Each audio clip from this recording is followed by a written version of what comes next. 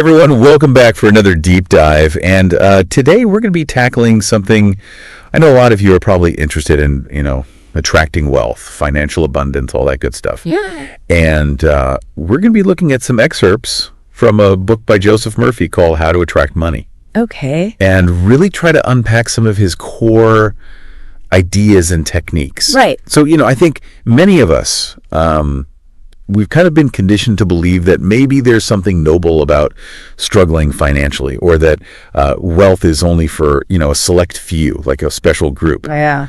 But Murphy challenges this idea, like right from the get-go. He does. He argues that it's actually our birthright to be rich. It is. Pretty bold statement, isn't it? It is, but think about it this way. If you believe deep down that you're not worthy of wealth, or that money is evil, Yeah.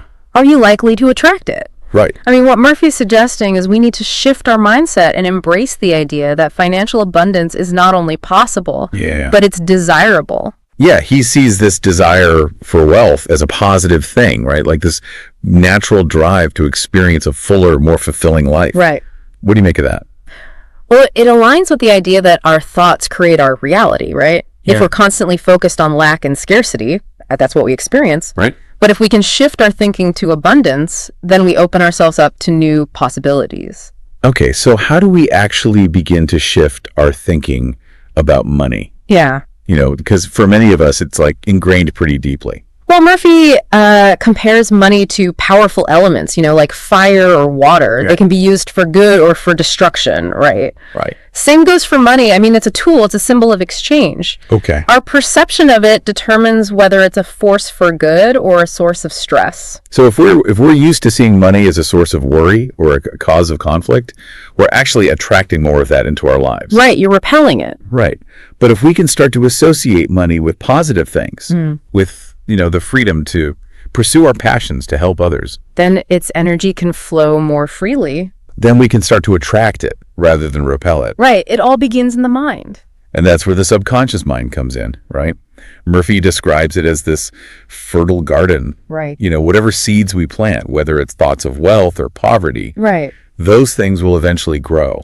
Absolutely. The subconscious mind is incredibly powerful. Yeah. And it doesn't discriminate. It accepts whatever we feed it as truth. So if we're constantly bombarding ourselves with negative thoughts about money, those thoughts take root and we end up sabotaging ourselves. You got it. Yeah. But the good news is that we can reprogram our subconscious mind. We can. And one of the most effective ways to do that is through affirmations. I think. I've always been kind of intrigued by affirmations. Yeah. They're basically these positive statements that we repeat to ourselves to try to instill new beliefs. Right. And Murphy suggests specific affirmations for attracting wealth, Okay, like what? such as, money is forever circulating freely in my life and there is always a divine surplus. Okay. Repeating this with genuine belief can gradually shift your subconscious programming. But he also cautions against affirming things that feel totally out of alignment with our current reality. Yeah. Right? It's like telling yourself, I'm a millionaire. Right. When you're struggling to make rent. Right. That can backfire. Yeah, and that's why it's important to start with affirmations that feel believable. Yeah. Even small shifts in your thinking can create this ripple effect. Okay. Remember that example in the book about the salesman who was struggling? Yeah. Instead of affirming, I am wealthy, which felt way too far-fetched, Right. he started with, my sales are increasing every day. Oh, that's a good one. Right. Yeah. So by focusing on these incremental improvements, things that were within reach, Yeah. he was able to kind of build momentum and gradually shift his entire mindset. It's like those small, consistent steps, fueled by genuine belief, can lead to big transformations. Absolutely. It's about aligning those affirmations with your current reality, Yeah. but still holding that vision of where you want to go. Right. It's like training for a marathon. You wouldn't expect to run 26 miles on day one. No. You'd start with shorter distances and gradually increase over time. And just like you need to be consistent with your training to reach that marathon goal. Yeah. Consistency is key with affirmations too. Yeah. It's not about trying it once and giving up. It's about making it a daily practice. So it's not just about repeating words, but feeling the truth of them, believing that abundance is possible for you. Right. It reminds me of that story Murphy tells about that young boy in Australia who dreamed of becoming a doctor. Even though his circumstances made it seem totally impossible. Yeah, he had no money, no education, but he had this burning desire Yeah. and this unwavering belief. Every night, he would vividly visualize himself holding his medical diploma, feeling that pride, the accomplishment of achieving that goal. And eventually, his persistence with visualization, it opened up these opportunities that led him to becoming a doctor. It's like he willed it into being. His consistent, emotionally charged visualization, like, actually shaped his reality. That's right. That story really highlights the power of our minds to create the life we desire. It does, and that's what Murphy's getting at with his concept of changing water into wine. It's a metaphor, of course, Right. but it's a powerful one. Okay, break that down for me. What does water and wine, what do they represent in this context? Well, think of wine as the realization of your desires, Hang the on. things you want to manifest in your life. Yeah. In this case, financial abundance. Okay. And water represents your consciousness, your mind, Okay. which is the raw material you're working with. So it's like we have the power to transform our thoughts and beliefs, Right. the water, into the reality that we desire, Exactly. the wine. It is. But how do we actually do that? Is there a specific process? Well, Murphy provides a really powerful example in the book, the story about a woman who used this principle to completely transform her life. Yeah. She had hit rock bottom, lost her business, her home, Oh, wow. drowning in debt. Yeah. Everything seemed hopeless. So how did she manage to turn things around? She started by shifting her focus from what she lacked Okay. to what she desired. Uh-huh. She started visualizing herself in a state of abundance, feeling the joy of answered prayer. Okay. And her visualizations, they were incredibly detailed. Yeah. She imagined making large bank deposits, her mother expressing happiness about her new job. Yeah. She even visualized her wedding ceremony. It's like she was mentally rehearsing for this new life, like creating a blueprint for her subconscious to follow. Exactly. It's not just about vague daydreams. Yeah. It's about creating vivid, emotionally engaging mental images that imprint on your subconscious mind. Okay. And her efforts, they paid off. Yeah. She met a man, got married, Yeah. and her husband gave her a large sum of money as a wedding gift, along with a trip around the world. Wow. It's like her visualization manifested into reality. But what's even more remarkable is the inner transformation that she underwent. Right. You know, she shifted from a state of fear and lack Yeah. to one of faith and abundance. Right. That shift in her consciousness was the true miracle of changing water into wine. This reminds me of that biblical story of Jesus turning water into wine at the wedding feast in Cana. Uh-huh. I've always found that story so intriguing, but I'm not sure I've ever fully grasped its deeper meaning. Well, Murphy offers a really interesting interpretation of that story. You know, he sees it as this psychological allegory for the power of prayer Okay. to manifest desires. So the wine in this context represents those answered prayers. The manifestation of what we've been seeking. Okay, so if the wine is like the answered prayer, what do the water pots symbolize?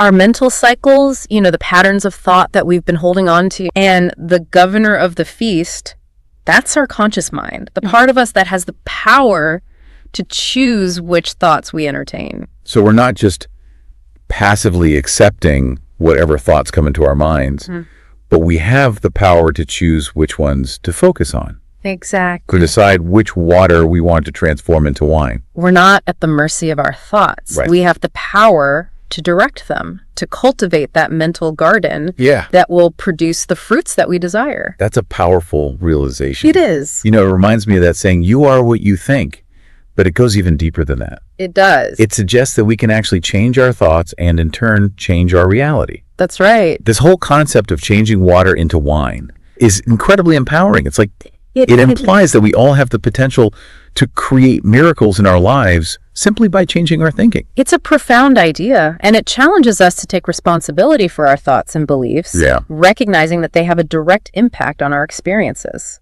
This has been such a fascinating exploration of Murphy's ideas so far. Yeah. We've covered a lot of ground, from the importance of, shifting our mindset to the power of affirmations and visualizations. We have. But before we move on, is there anything else we should highlight about this concept of changing water into wine? I think the key takeaway is that we're not limited by our current circumstances. By changing our thoughts and beliefs, Right. we can create a new reality for ourselves. Yeah. It's about tapping into that infinite potential that resides within each of us. And that potential is available to everyone, regardless of background or current situation. Absolutely. It's about recognizing that we're not separate from the source of all abundance. Right. That we have the power to create the life we desire. It's about choosing to focus on the wine rather than the water. Yeah. On the possibilities rather than the limitations. So if we want to attract wealth and abundance into our lives, the first step is to really believe it's possible. Yes. To shift our mindset from one of lack to one of abundance. Yeah. And then we can start using tools like affirmations and visualizations to imprint those beliefs onto our subconscious minds. Right. It's like we're planting the seeds for financial success. Yes. And then nurturing them with positive thoughts and actions. That's a great summary. And remember, it's a journey, not a destination. Right. Right. There will be times when those old patterns of thinking creep back in. Of course. When doubts and fears threaten to kind of sabotage our progress. It happens. But that's okay. We just need to be mindful of those thoughts and gently redirect our attention back to the wine we're creating. Exactly. And remember, we're not alone on this journey. Right. There's this universal force supporting us, guiding us, providing us with the resources we need to achieve our goals. So let's raise a glass to that. I'm ready to kind of delve deeper into Mofi's teachings and discover more practical techniques for attracting wealth and abundance. I'm with you. In the next part of our deep dive, we'll explore some specific strategies for guarding our mental gardens and nurturing those seeds of prosperity we've planted. Stay tuned. It's like we've opened the door to a whole new way of thinking about wealth. Yeah. We're not just talking about winning the lottery or inheriting a fortune, but creating a mindset that attracts abundance. Yeah. So now it's like, okay, how do we tend to that garden? How do we make sure those seeds of prosperity have the best chance to flourish? Well, just like any garden, our minds need protection from weeds and pests. Right. What are some of the things that can sabotage our efforts to cultivate that wealth consciousness? Yeah, what are those things that we have to look out for? Murphy is very clear on this point. Fear, doubt, and worry are the biggest threats to our mental garden. Okay. He compares them to like this harsh light that can ruin a photograph that's being developed. Right. If we're constantly exposing those positive thoughts and beliefs to those negative influences, they won't have a chance to take root. Wow, that's such a vivid image. It is. It makes you realize how important it is to be mindful of the thoughts we entertain. So how do we protect ourselves from those mental weeds? Well, think of it like developing a mental filter. Okay. It's about becoming aware of your thought patterns Okay. and consciously choosing to focus on thoughts that support your goals.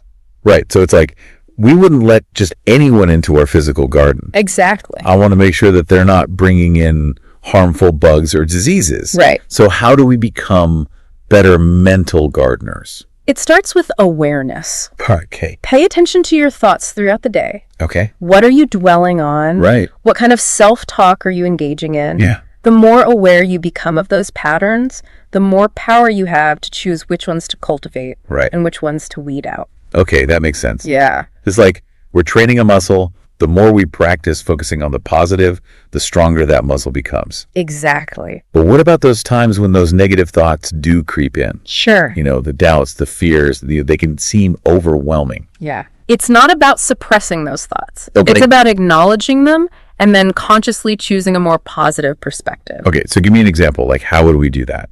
Well, let's say you're worried about a bill that you can't afford. Yeah. Instead of dwelling on that fear, ask yourself, what can I do to attract more money into my life? Oh, that's a good one. Yeah. It's shifting the focus. It's moving from a place of scarcity to a place of possibility. I like that. And remember, you're not alone on this journey. Murphy reminds us that there is this universal force supporting us, Right. a source of infinite abundance that we can tap into. That reminds me of the example from the book about the man who affirmed, God is the source of my supply, Yeah. to overcome financial hardship. And it seemed like he was acknowledging that abundance isn't something he had to create on his own, Exactly. but rather something he could access by aligning himself with a higher power. You're right on the mark. That simple affirmation shifted his perspective. He started seeing evidence of abundance all around him, He did. in nature, in the generosity of others, even in like unexpected opportunities that came his way. And by recognizing that higher power as the source of all wealth, Right. he opened himself up to that flow Yeah. that he had previously blocked. That's such a powerful example. It's like he surrendered his worries and his fears to something greater than himself. And in doing so, he found that support, that guidance that he needed Right. to turn things around. It really highlights the importance of faith, not necessarily in a religious sense, Okay. but in the sense of trusting that we're not alone, Right. that there's this universal intelligence guiding and supporting us. It's like we're co-creating our reality with something much greater than ourselves. Right. And when we align ourselves with that power, we tap into that limitless source. Exactly. It's about shifting from a mindset of scarcity to a mindset of abundance. And it's not just about money. It's about recognizing that we're inherently worthy of receiving all the good that life has to offer. Absolutely. That's a message that really resonates with me. Yeah. But I'm curious, if abundance is our birthright, why do so many people struggle financially? Why isn't everyone experiencing that flow? That's a question that Murphy addresses head on. Okay. He argues that many people unknowingly block their own prosperity Okay. through negative thinking and limiting beliefs. Okay. He uses the analogy of praying two ways to illustrate this point. Praying two ways. Yeah. I'm not sure I understand what he means by that. Okay, so imagine you're trying to manifest a new car. Okay. You're visualizing yourself driving it, feeling the excitement Yeah. of owning it, affirming that it's on its way to you. Okay. But then you start doubting yourself. Yeah. You think, well, I'll never be able to afford that. Or I'm not the kind of person who drives a fancy car. Oh, so you're sending like mixed messages to the universe. You're both desiring the car Yeah. and pushing it away at the same time. Right, right. That's what praying two ways means. Okay. It's holding on to these conflicting beliefs, desiring something, Right. while simultaneously doubting that it's possible. Yeah. And that creates resistance, preventing that flow of abundance from reaching you. So it's not enough to just have a passing thought or desire. We have to be fully aligned in our thoughts and feelings to truly manifest. Absolutely. We need to cultivate this wealth consciousness, Right. which is more than just wanting to be rich. It is. It's about believing that we're worthy. That abundance is our natural state. Okay, so we need to watch out for those negative thoughts Yes. that can creep into our mental gardens. Right. We need to be mindful of the limiting beliefs that can sabotage our efforts. Absolutely. But are there other practical tips for cultivating this wealth consciousness? Well, Murphy highlights the importance of aligning our actions with our intentions. Okay. It's not enough to just sit back and wait for abundance to fall into our laps. Right. We need to take inspired action. So it's not about passively wishing for something, but actively creating the conditions for it to manifest. Think of it like this. Your thoughts and beliefs create the mold, Okay. but action is what pours the substance into that mold, giving it form and shape. Okay, I like that analogy. Right. Yeah. So what kind of actions are we talking about? Yeah, what are some examples? It's not about forcing things or trying to manipulate outcomes. Okay. It's about being open to opportunities, Yeah, following your intuition, right. taking steps that feel aligned with your goals. So if you're dreaming of starting your own business, for example, inspired action might involve taking a course, networking, maybe even just starting to brainstorm ideas. Exactly. It's about taking those small steps that move you closer, Yeah, even if you don't have all the answers Right. or know exactly how it's going to unfold. that's reassuring because sometimes it can feel overwhelming to try and figure everything out on our own. It can, but remember, we don't have to have all the answers. The key is to trust Yeah. that the universe is conspiring to support us Okay. and to be open to receiving guidance and opportunities that come our way. It's like we're surrendering the how and the when Right. to a higher power Yes. and focusing on the what, our desires, our intentions. You got it. It's about having faith that the right doors will open at the right time. Right. And our job is to walk through them when they do. This is such a powerful shift in perspective. It is. It's about moving from a place of control to a place of trust. Yes. From trying to force things to happen to allowing them to unfold. And that's where the magic happens, Yeah. when we release our attachment to the outcome Right. and allow the universe to work its magic. Okay. We open ourselves up to possibilities Yeah. that we may never have even imagined. This conversation is really helping me to understand the spiritual dimension of wealth. Yes. It's not just about acquiring material possessions, Yeah. but aligning ourselves Please. with a higher power and tapping into that limitless source. And when we view wealth from this perspective, Yeah. it becomes less about what we have Right. and more about who we are. Yeah. It's about recognizing our inherent worthiness and allowing ourselves to receive the abundance that's naturally And ours. it's so much more than a financial strategy. It's a spiritual practice, a way of life. You're absolutely right. And it's a practice that can transform not only our financial lives, Right. but our relationships, our health, our overall sense of well-being. This is incredible. I feel like we've just scratched the surface of what Murphy has to offer. There's so much wisdom packed into that book, and I'm excited to keep exploring these ideas and techniques. Me too. In the next part of our deep dive, we'll delve into some specific strategies for manifesting financial abundance, Yes. including visualization, affirmations, gratitude practices. All that. I can't wait. Stay tuned, folks, because we're about to unlock those secrets to attracting riches.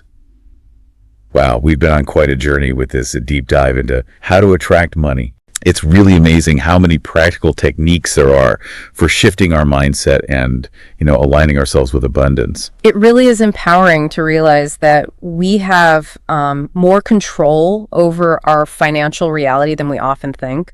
Right. And speaking of powerful techniques, Yeah. there's one more piece to this puzzle we really need to talk about. Okay. And that's the power of visualization. Right. I've always been fascinated by this idea of visualization. Yeah. Is it really as simple as, creating these mental pictures of what we want and then just kind of watching it manifest? Well, it's a bit more nuanced than that. Yep. But the core principle is that our subconscious mind, it doesn't really distinguish between real events and vividly imagined ones. Okay. So when we consistently visualize ourselves living in abundance, Yeah. experiencing that joy, that freedom that comes with financial security, Yeah. our subconscious begins to accept that as our reality. So it's like we're planting those seeds of wealth directly into that fertile soil of our subconscious. That's a great way to put it. Yeah. But how do we make our visualizations more effective? Are there specific tips or techniques we should be using?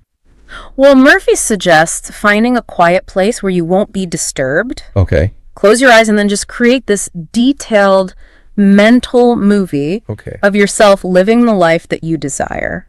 Okay. And engage all of your senses. Okay. What do you see? Yeah. What do you hear? What do you feel? Right. It's not just seeing a picture. No. It's about creating that full sensory experience. Yeah, that really immerses us in that feeling Right. of having what we want. And here's another powerful technique, I think. Okay. Combine your visualizations with affirmations, Yes. right? So as you're creating those mental images, repeat those positive statements to yourself. Yes. Things like, I am wealthy and prosperous. Yeah. Or money flows to me easily and effortlessly. It's like adding this powerful soundtrack to your Yeah. mental movie, right? Further imprinting those beliefs. And just like with affirmations, consistency is key. Right. So we're not just doing this once and hoping for the best. No. It's about making it a regular habit. Yeah, a conscious effort to nurture that wealth consciousness. Okay, so visualizations, affirmations. Oh, and don't underestimate the power of gratitude. Yes. Gratitude. Yes. How does that play into attracting riches? I'm a little curious. Well, gratitude is like this magnet for abundance. Okay. When we focus on what we're grateful for, even those small things, it shifts our energy from lack to abundance. Okay. It also helps us appreciate what we already have, Right. which opens us up to receive even more. So instead of dwelling on what we're lacking, Yeah, we should be focusing on the blessings that we already have. that's right. Appreciating the present moment while still striving for a brighter future. I love that. And here's a practical tip I think that goes along with that. Okay. Keep a gratitude journal. Each day, write down just 3 things that you're grateful for. Oh, that's a good one. Right. And it could be anything, a sunny day, a delicious meal, a kind gesture from a stranger, even. Absolutely. Right. The more you practice gratitude, Yeah. the more you attract things to be grateful for. Okay, so we've talked about visualizations, affirmations, gratitude. Oh. But what about taking action? Right. Does Murphy believe we need to actually do anything externally to attract wealth? Yes, he emphasizes that both are essential. Okay. He says our thoughts and beliefs create that mold, but action is what pours the substance into that mold, Okay. giving it form in the material world. So it's about aligning our actions with our intentions. So if we're, say, visualizing a successful business, inspired action might be taking those courses, networking, Yeah, even just starting to write a business plan, exactly. Moving in the direction of Yeah. our dreams. even if we don't have all the answers yet. Right. Yeah, that makes me feel better because sometimes it can feel so overwhelming to try and figure it all out. It can, but remember, we don't have to have all the answers. The key is to trust that the universe is conspiring to support us. Right. And be open to that guidance and those opportunities that come our way. It's like we're surrendering the how and the when, Right. but focusing on the what. Yes. Having faith that the right doors will open at the right time. Yeah. And our job is to walk through them when they do. This is such a powerful shift in perspective. It is. It's moving from that place of control to a place of trust. Yes. From trying to force things to happen to allowing them to unfold. And that's where the magic happens. Yeah. When we release our attachment to the outcome. Right. Allow the universe to work its magic. Wow. We open ourselves up to those possibilities. Yeah, this whole conversation has been so insightful. It has. I feel like I'm gaining this whole new understanding of what it actually means to attract wealth and abundance. That's great. It's not just about money. No, it's not. It's about cultivating that mindset of prosperity in all areas of our lives. And remember, it's a journey, not a destination. Right. The goal isn't just to become rich. It's to live a life filled with purpose, right, joy, yeah, and abundance in all its forms. It's about aligning ourselves with that source of all good. Right. And allowing that abundance to flow through us and into the world. Beautifully said. So, with that, I think we should wrap up this deep dive. Okay. And leave our listeners with one final thought. And I think you hinted at this a little earlier. I did. If wealth is truly a state of mind, yes, what thoughts and beliefs are you cultivating today? That's a great question for everyone to ponder. It is. It is. Wow. Well, thank you for joining us on this deep dive into Joseph Murphy's How to Attract Money. It's been a pleasure. We hope you found it as enriching and insightful as we have, and may your journey toward abundance be filled with joy, purpose, and just limitless possibilities.